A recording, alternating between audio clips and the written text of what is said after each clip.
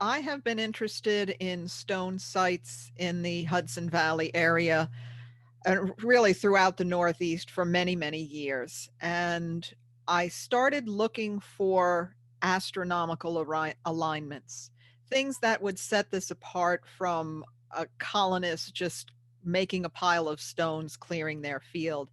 Some reason why these monuments, I think they are set up to mark the first days of equinoxes and solstices.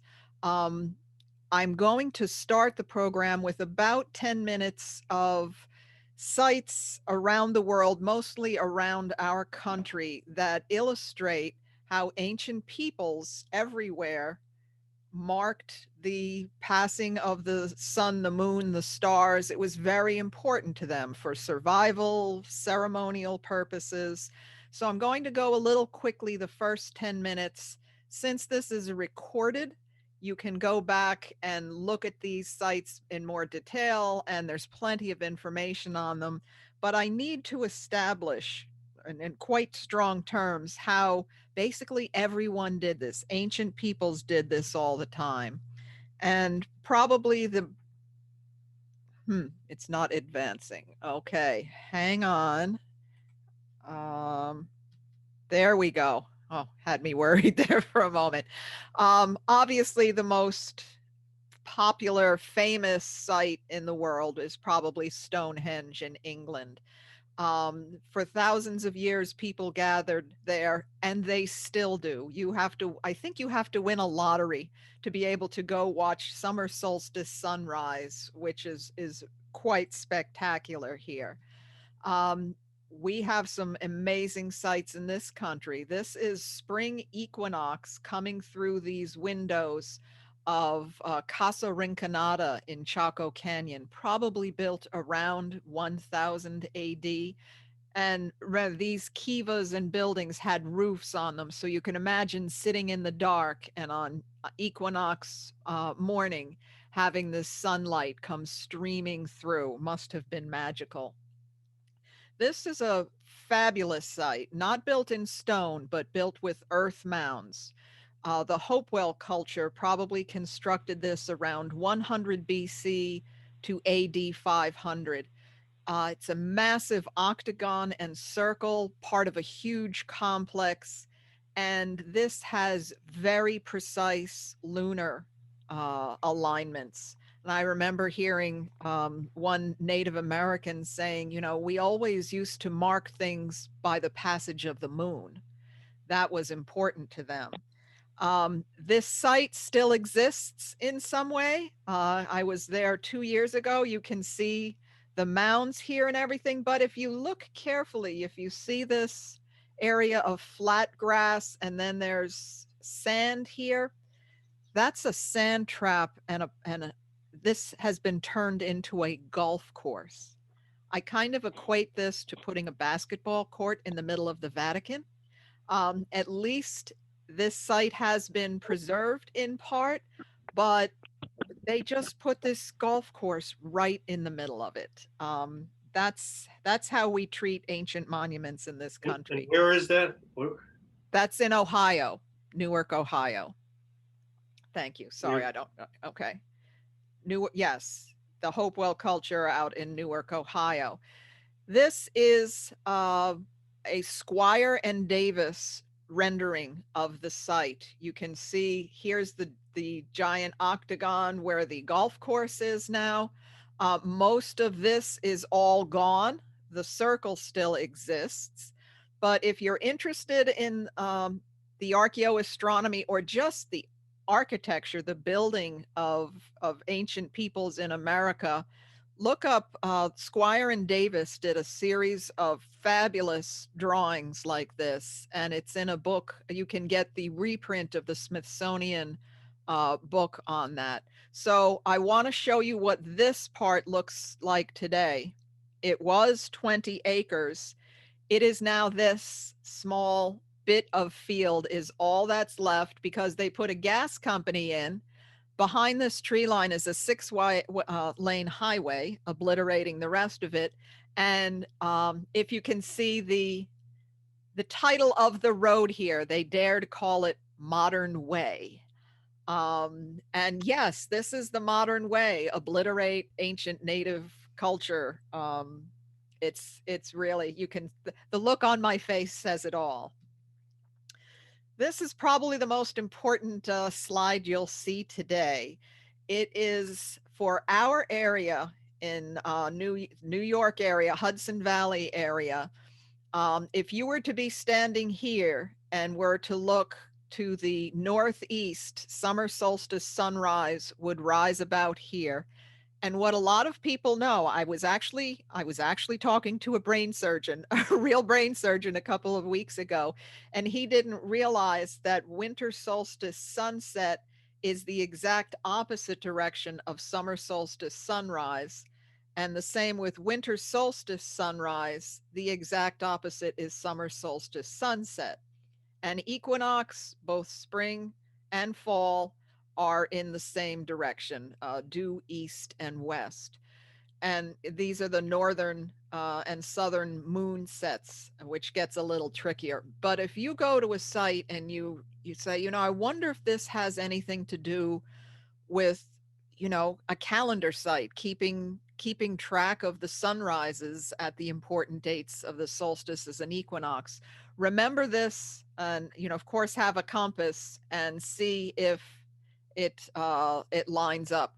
There are definitely places where you can go for your exact location, websites, and get the exact degrees that you should be looking. And there's also a great app for your phone called Sunseeker, where it will superimpose if you're holding your phone pointed at a rock or a series of rocks, it will superimpose where the solstices and equinoxes rise and set if you're interested in exploring these sites yourself. Now, of course, constellations in the Western world, we have our own view of what the shapes and figures are. For example, Orion. One of the oldest depictions of Orion is from a 35,000-year-old mammoth tusk, you can see here. So clearly, this was probably important material to carve something like this. It was important to them. But where we see Orion the hunter, the Maya and the Mississippians saw a hand, and the Lakota saw the spine of a bison. So we have to look through the eyes of who might have built these sites and can't superimpose our Western concepts on them. Now this is a good news, bad news. The Miami Circle, about 2,000 years old, and it was under an apartment building, which was demolished, and they were going to put up big condos. And somebody said, "Wait, this is important," and they realized how old it was. All of these post holes. There was an eagle shape. Different archaeological things, probably astronomical alignments. So the city raised a lot of money and bought the site. But if you look at these gray areas here, these are concrete septic tanks. Now, if this doesn't say it all, one of the most ancient sites in America, and we just put a septic tank in the middle of it. Fajada Butte, also in Chaco Canyon. This is absolutely remarkable. If you can see the spiral carved, if you look down in the bottom here, it's way up the side of this butte, this spiral, and they call this the sun dagger. This happens to be summer solstice, the sun comes through these rocks, and only on summer solstice does the sun dagger cut right through the middle. Can you appreciate how much planning and work went to get this precise? And you see it also has alignments for the equinoxes and winter solstice, you get a sun dagger, which will come on both sides. So you can see the time and effort people in North America went to make astronomically aligned monuments. Excuse me. This is Cahokia in the year out in Illinois in the year 1000. This was a bigger city than London or Paris. And here they didn't use stone. These are all earthen mounds. And this is what's referred to as Woodhenge. This was an astronomical alignment site of Woodhenge. A lot of it is gone today. The major mound, Monk's Mound, this is what it looks like today. And 2 years ago, on a very, very hot day, we went all the way up to the top. Once I caught my breath, it was breathtaking. You can see St. Louis from there. And just an aside, St. Louis used to be called Mound City because it had all of these magnificent mounds, which of course have all been destroyed. The Great Serpent Mound in Ohio is just stunning. Fortunately, it still exists. It is both a solar and a lunar alignment site. And as I said, I'm happy to say it's still there. You can see I could have spent all week here. It's a magnificent site that has fortunately been preserved.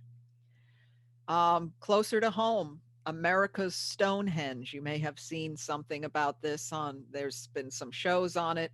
Salem, New Hampshire, a couple of chambers, some interesting stone walkways and like tunnels. And then there's a circle surrounded by pointed stones, something like this. And if you stand in the center of the circle, it's a calendar site because this particular stone, summer solstice sunrise, will rise over the point of this stone. And there's stones for many of the other equinoxes, solstices as well. So we can see that really all around the world, certainly all around North America, peoples built these sites. Yet in our area, most people, most historians, archaeologists say, no, there's nothing, no ancient astronomical sites here. And also the conventional wisdom, and I say that in quotes, Native Americans never constructed anything in stone in the Northeast until, well, certainly colonial times.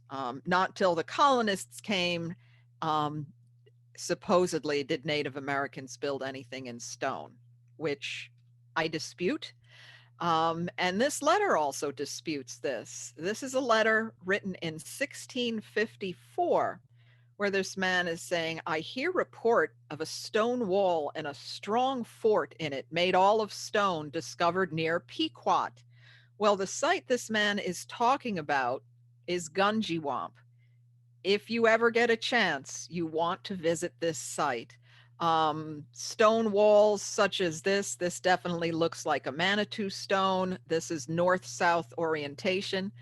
Our guide told us this was a sheep pen. And the person I was with said, well, then why didn't they turn the stones sideways to actually keep the sheep in? He didn't appreciate that. But there's a chamber here, very interesting stone chamber. Here's the inside.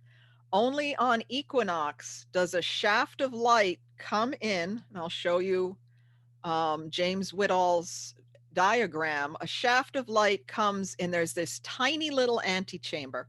I'm 5'4", and I had a very hard time fitting in there. And only, again, on equinox. Now, our guide said that this was just a storage chamber for tanning supplies. And my response was, well, they really must have enjoyed hitting their heads because you just can't get in and out of this comfortably. And why would they build a tanning supply shed to absolutely align to equinox? It just doesn't make sense. All right, so now let's get to our own area. In the year 2000, I was reading our local newspaper, and there was an article about them doing sonar study of the entire length of the Hudson River, looking for signs of pollution. They identified 400 shipwrecks from all ages, and they said there were a pair of stone walls under the river that had to have been built prior to 3,000 years ago, because that's when the last time the water level was low enough. It was just a few lines in the article, and I'm like, wait a minute, who's building stone walls in our area 3,000 years ago? So it took some doing, but I tracked down a couple of the scientists who worked on the project. And the one man said, well, I'm probably not supposed to tell you this, but they're in Newburgh Bay. And he said that they caused a great stir. Everybody was very interested, and it was basically promptly swept under the rug. So I contacted the state to try to get these images, and I felt like I was being treated like a criminal. Or, well, what do you want them for? Because they're of great historic interest. Well, who said they were stone walls? So the scientists who worked on the project, and it was a long back and forth, and finally they released these two images, and you can see quite clearly they certainly look like parallel walls. And this is a side view of the elevation of them, but no specific coordinates where they are, and to my knowledge, still no further study. Now, this is a very important number as well. In New York and the Northeast, there were 252,000 miles of stone walls. This was I love this, statistics of fences in the United States. Leave it to the government to spend money on something like this. In 1871, they did this study, and it turns out all the stones that went into this 250,000 miles of stone walls would have built the pyramids of Egypt 100 times over. It would have taken 15,000 men, 365 days a year, 243 years to construct all of those. So we are to believe from 1628 to 1871, all of these miles of walls were built. And I just threw on the bottom here a population. You can see how small the population was really prior to 1720, 1740. Can we not say that, yeah, maybe somebody else was building stone walls? Maybe the Native Americans who lived here for 10, 11,000 years figured out how to put stones on top of stones and make stone walls. In fact, I came across an old history from the 1600s where an Englishman was saying, oh, we hire the Native Americans to build stone walls because they're so good at it. Well, maybe that's because they had been doing it for generations. Now, here's the mother of stone walls. This is a site called Indian Hill near Monroe, New York. And I've been there with historians who say, oh, it's just farmers clearing their fields of stones. You can see the size of this stone wall. It just goes up and stops at the top of a hill. And you can see there's stones still everywhere. So they really, if you're going to clear a field and build massive walls like this, you might want to finish clearing the field. This I'm standing on here is about a 271-foot wall. At its widest point is 24 feet wide. You could drive a truck on this. It's massive. So I did a little sketch of, what I am not a surveyor, but I used my Garmin and got some points and used a map previously drawn. This is the wall I was standing on here. It seems that there's a parallel wall of the exact length, about 270 feet, and it's pointed to 302 degrees, which is summer solstice sunset, and the other direction, again, the opposite, is winter solstice sunrise. And I just cannot believe that a farmer, with everything he had to do, decided, well, come on, boys, we're going to build an astronomically aligned set of parallel walls. It, it makes no sense. Then there are even longer walls, which are both parallel again, a little farther apart. These have an interesting orientation, 353 and 173. I have given this presentation to a room full of astronomers, and we can't figure out what that orientation is. But again, I have seen this 353, 173, 7 different examples of alignments like this in the Hudson Valley. So I don't think it's a coincidence. I can't tell you what it is, but it's not random field clearing. So, as I said, that one of those massive walls I was standing on should have been a sighting area for summer solstice sunset. So last year, my husband and I hiked out there, and you can see I am pointing to the setting sun. I don't know if you can appreciate this golden glow that just came right down the entire length of that 270-foot wall. Absolutely no doubt it was aligned for summer solstice sunset. So I call it now Sunset Boulevard. I kind of have goosebumps now. If you're interested in these sites, there is nothing like experiencing a sunrise or sunset there. Standing where easily 1,000 people could have stood on this wall and watching the solstice. Then we have interesting features like this. This is called Balanced Rock in North Salem, New York. You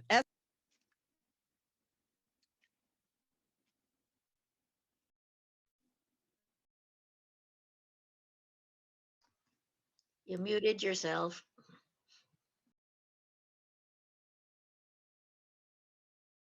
Can you hear me now? Okay. I don't know how I got muted there. Okay, so this is Balanced Rock, North Salem, New York. About 60 to 90 tons of a pink granite glacial erratic. In other words, the glaciers dropped this. It's New Hampshire granite.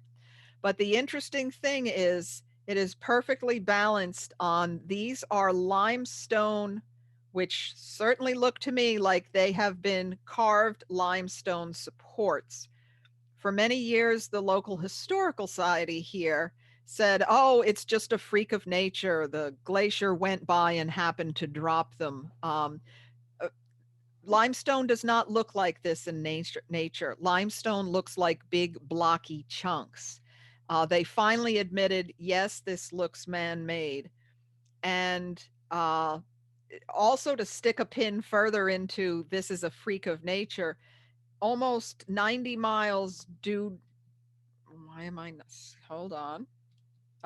Almost 90 miles due north, there's another massive granite boulder. Can you see the supports here? Also look like carved, pointed limestone supports. So that's 2 of them just in our area. And there are certainly others throughout the Northeast. High Point, New Jersey is called that because it's the highest point in New Jersey. You've probably seen this monument if you've been driving on Route 84 between Pennsylvania and New York.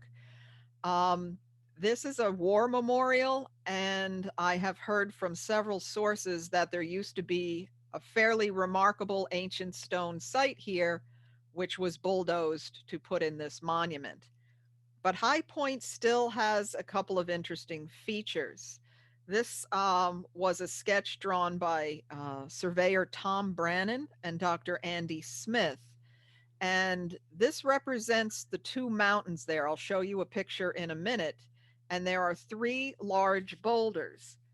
And initially they thought, well, let's go during one of the equinox or solstices, because if you, we bet if you stand behind the boulder, it will, sunrise will come up over the highest point. They had the right idea, the wrong orientation. Actually, where the two mountains dip down, let me show you that. This is the High Point Monument. You can see the way that the mountains dip down here where they meet. This is the summer solstice stone with a really nice piece of quartz running right down the middle of it. And you can see the point. And the first morning, summer solstice sunrise, the sun comes right up over this point between the two mountains. And you can see this is Lake Marsh, I believe it's called there. So this is right by the road. It's just fortunate they didn't demolish this when making the road. And there's stones also for equinox and winter solstice. And again, it's where people never used to know about this. And then the last time I was there, the staff from the park was there and other people had gathered. So people are beginning to realize. And again, it's, to me, it's a tremendous experience to watch one of these sunrises. Now, what's this all about? Well, the first time, this is, I believe, yes, this is the equinox stone, and we were there on a very cold fall equinox morning. The sky was clear, 360 degrees until right before sunrise. The sunrise should have been right here, and you can see this thick bank of clouds moved in. You couldn't see anything. So I threw up my hands and I said, you know, this is Zimmermann's law of archaeoastronomy. The quality of the weather is inversely proportional to the importance of the viewing event. I can't tell you how many times we've hiked miles in the darkness and the cold on a clear night, only for dawn to be raining, snowy, cloudy, all of the above. This is a remarkable site in Kinnelon, New Jersey, at the top of Pyramid Mountain. I believe it was 13 degrees and windy the day we hiked up here. Talk about perched boulders. This is enormous. The important thing here, see this crest? It comes to a point. If you stand in the center of this site, winter solstice sunrise comes right down over the point. And there's other aligned stones at this site, including these two perched boulders. Not very high perched, but they are. They have rocks to keep them in place. And this site's important because the state of New Jersey actually has come out and said that Native Americans built this maybe 1,000 years ago to watch summer solstice sunrise come right down the middle. To my knowledge, in our area, this is the only officially recognized Native American astronomically aligned site. And it used to be even more precise because right here on this ridge, there was another prominent boulder, like the bead sight on the end of a rifle. So it was an even more precise alignment. But in the 1980s, somebody bought this property, wanted to put a big house on it. And they're like, we don't want this big rock on our property. So they bulldozed it over the edge of the cliff there. Lake Tiarati in Harriman State Park, absolutely worth a hike. This is a massive triangular shaped perched boulder. And some people had studied this back in the 70s and 80s. And here's the rock on their survey map. They're calling it a calendar site because where you see these lines and these circles, these are all boulders that have astronomical alignments. They calculated that this, if you stood here, you would see summer solstice, you would see equinox, you would see winter solstice. And there's pairs of boulders all around that have astronomical alignments. So they felt that this was a site that was refined, and other people came to it and built their own alignments. Probably something that developed over many, many years. So I put my little transparency of the equinoxes and solstices, and it looked very much like winter solstice sunset should go right over the point of that big boulder I just showed you. So we hiked up there, and I've my compasses, and I'm looking, and the sun's setting, and I was so disappointed because I realized the tip of this boulder is pointed too far to the west. It would not line up for summer solstice, and I was so convinced. And so I'm standing there. I think I had my arms folded, and I was, I had my back to the stone, and I'm like, how, I don't get it. This should be. And my husband's like, Linda, turn around. And I'm like, why should I turn around? It's not. He goes, trust me, Linda, turn around. So I turn around, and there's this big orange ball of the sun that is about to cradle. Right, this part is clearly carved out, and the sun fits like hand in glove in here. Again, this picture doesn't do it justice. It's just absolutely beautiful. Maybe the rock used to point towards it, but like the Kinnelon rock where they carved the little point on the top, I think whoever was aligning this carved this bowl in the back, so winter solstice sunrise goes right into it.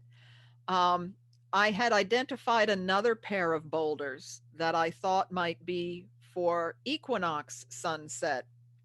And a couple of years ago, I believe it was fall equinox, I went, and from the what I believed was the platform observing rock, see this pointed stone? This is fall equinox sunset. Does it get any better of an alignment than that? Just beautiful. And like I said, I never get tired of watching these alignments happening and wondering who stood there hundreds or thousands of years ago, I think, and watched this significant event happen. This was a site in Kingston, New York, right next to the big shopping mall there on 9W. And it's very interesting. These rocks, he got this huge boulder here, and there were all these grooves cut into the bedrock. Very, very interesting. Well, a sports bar wanted to build something here, so they were going to destroy the site. So I was talking with some people. We kind of raised some. We had people calling the supervisor, and he got very angry. He said, "No, we talked to somebody who knew somebody who said their uncle built this site in the 1950s for fun." Excuse me. Sorry about that. And that was enough for them. Um, uh, without really doing any archaeological work. And so this is what they did. They removed all the boulders, and you can see that whole platform. For whatever reason, they completely demolished that. So absolutely nothing is left to even begin to study. So sports bar wins out. The chambers are probably some of the most intriguing and definitely controversial sites in the area. Popular, well, I don't know if it's popular, but historically they are considered root cellars. There's a lot of reason why they don't work at as root cellars. They don't have ventilation. They had no doors. Some people have, in the past tried to repurpose them and put doors on them, but there's quite a few that are astronomically aligned. This is the typical interior. Corbelled walls, dry stone construction, no masonry. A few have almost like benches in the back, or, stone slab. And the roofs are enormous, enormous slabs of rock that are lined up. And another reason these don't really work as root cellars, can you see the dampness? These are very, very damp. No ventilation, damp. Your potatoes and vegetables are going to rot really fast in these things. Now, this is called the DeLong Cook Stone Site Map. It's not completely accurate, but it gives you an idea. Wherever there's a push pin, there's some stone site of interest, and it's an interactive map. You can find it online. If you put your cursor on it, it'll tell you what it is. And you see this huge cluster here. Over 200 of these stone chambers were built in the Putnam County area. Again, if they were root cellars, I grew up in Rockland. I live in Orange County now. Great farming area. Not a single stone chamber, not a single stone chamber on the west side of the river. And if I can zoom into that location, all of these stone chambers, unfortunately, a lot of them have been destroyed, but there's still quite a lot of them. And fortunately, towns are finally preserving them as historic sites. They won't go on record, I don't think, as to who built them, but at least the destruction hopefully has been curtailed. The largest, or one of the largest, is the King's Chamber, which is in the town of Putnam Valley. You can see I'm standing at this massive doorway. It's huge. There used to be a standing stone here. Vandals have pushed it down for some reason. I can't understand people like that. Here's the interior. Again, you see this here. This is somebody's attempt long after it was constructed to try to put concrete. A lot of them farmers probably who bought these lands and had chambers on them tried to stick concrete, but the moisture, most of the concrete has crumbled. It just didn't work. This is my friend and his little kids. You can see how deep this is and the size of the roof slabs. And somebody who had read my book was inspired to camp out here this past winter solstice. And he took this fabulous photo. Late afternoon, the winter solstice sunrise came right into the chamber.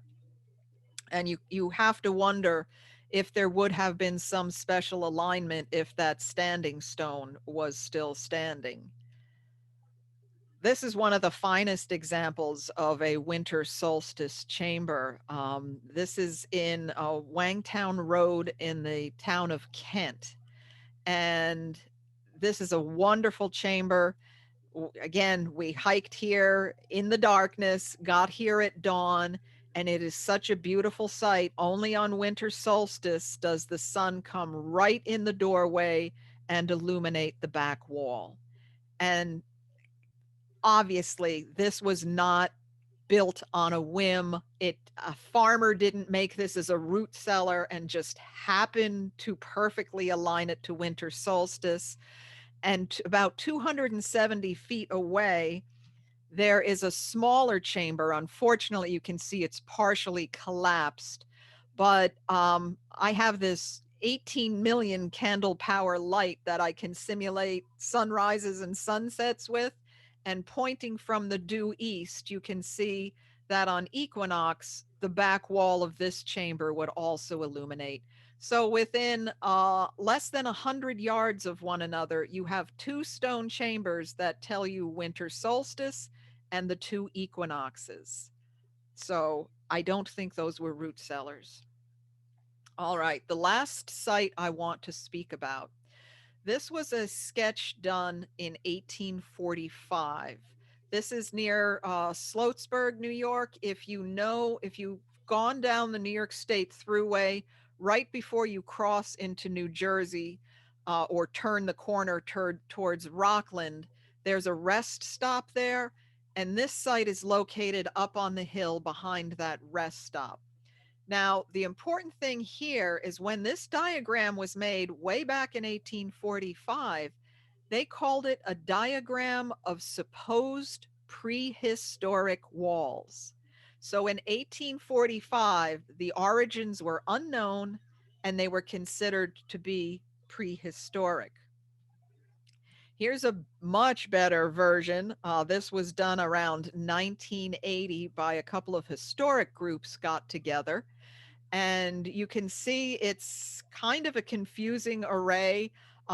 These features are all stone mounds. The largest here, 60 feet in diameter. I'll show you in a second. This is a very interesting feature, which I'll get to in a moment. But um, like, what would a farmer be doing? I don't know. There's no opening in this enclosure, and then walls just like this. This is also a very important feature I'll get to in a moment. I was studying this, going there for many years, and I started looking for astronomical alignments, which I'll get to in a second. But you can see this is one of the stone mounds.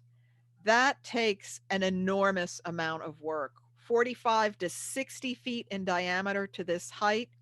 Some of them are depressed in the center. It looks almost as if there was a chamber of some sort here that over the years or centuries has collapsed inward. But nobody has, well, I won't say nobody has studied these. One group pulled apart a section of one and didn't find anything and didn't put it back together. But other than that, no dating techniques have been employed here, no real study. Um, we have astronomical alignments, solstice and equinox alignments, which, got me very even more interested in the site. And then let me go back. This area here, now I've been an amateur astronomer since I was a little kid. And I said, this kind of looks familiar, this pattern of four lights. And I was reading up that some sites have Pleiades alignments. Now, the Pleiades are a very distinctive star cluster. It also happens if you have a Subaru, those stars are the stars in the Pleiades. So you can look for this pattern of the four brightest stars. We took a picture of the Pleiades, made it, and then superimposed it. And this may be coincidence, but the four brightest stars match up pretty good with these four stone mounds. So I really think, the Native Americans often tried to mimic what was in the sky on the ground. And I think they did it at this site. So I did some calculations. There are programs where you can show where the Pleiades would set every year, which was an important thing. When the Pleiades set, it was safe to start planting. This entire 200-acre site has one fireplace. And if you were to stand at this fireplace, this is where the Pleiades sets in the year 2000, 1500, and 1000. So you can see between 1000 and 1500, the setting of the Pleiades would basically be right down the middle of those stone mounds. Speculation, but I think we're kind of beyond coincidence here. One other thing I think we are beyond coincidence with is just to uh, get a grasp on the site, I calculated the distance between, this is basically the center mound of the site to the stone fireplace, and got a distance of 471 feet, which meant absolutely nothing to me. I then went and said, well, what's the distance from the stone fireplace to this, what I call one of the Pleiades mounds? It turned out to be 471 feet. I'm like, wait a minute. I started making measurements. Every one of these black lines, I think there's 30 some odd instances where stone mound to stone mound, wall to wall, are measurements of 471 feet. This is not random field clearing. This is a precise measurement using a standard unit of measure. I don't know what that standard unit is, but this is just too much to be coincidence. I did fractions of it, and each one of these lines is like half or one quarter of that measurement. So you can see everything here was built uh, with a standard unit of measurement. And this section here, I call it the lens shaped mounds. You know, a key on a map that gives you, 1 inch per 100 miles or whatever it is and directions. These are aiming due north and south.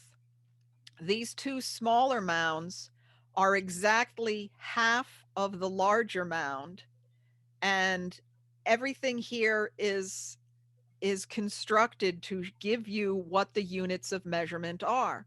So if you were to come to this site whenever it was built and come here, you know the directions, north, south, and then you'll figure out east and west, and you'll know what the units of measurement are.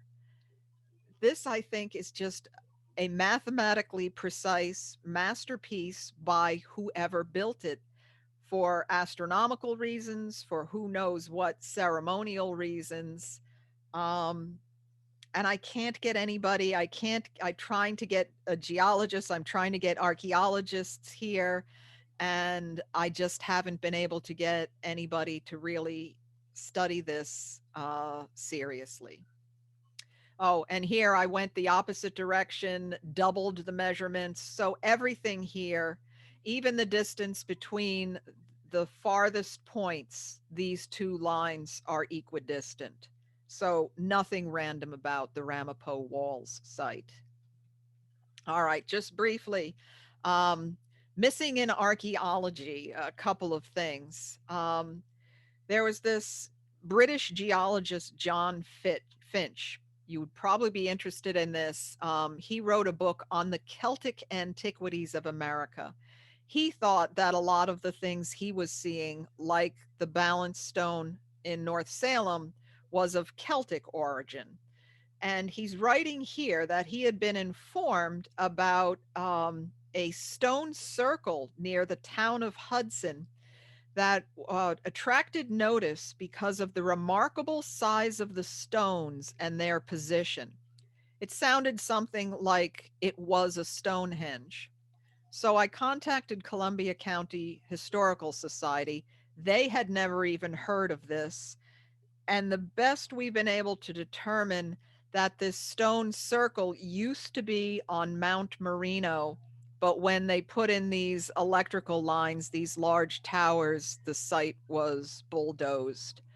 I would still like to get to this site and look around to see if there are, you can see tantalizing things about stones lying around, to see if there's any remnants of it. But we might have had a Stonehenge in the Hudson Valley um, that just got destroyed. But I want to end on a happy note. I used to talk about this as missing in archaeology. Um, this was also written about and sketched by John Finch in 1824. It was this large semicircular boulder that was in this kind of cradle, and it was said that one man could push it and make it rock. And I tried years and years to find this. And finally, I am happy to say it looks like I'm hugging it because I'm so happy to have found it. It seems to have had part of its roundness fall off, but I'm not like tree hugging this. I am actually pushing this massive boulder and making it rock just a little bit. But is it a natural formation? Could be, but there are houses, this housing development all around here. And I'm just grateful that nobody, a developer didn't knock this down or blow it to bits. So this is what I do. I am always, always on the hunt for new stone sites, new information.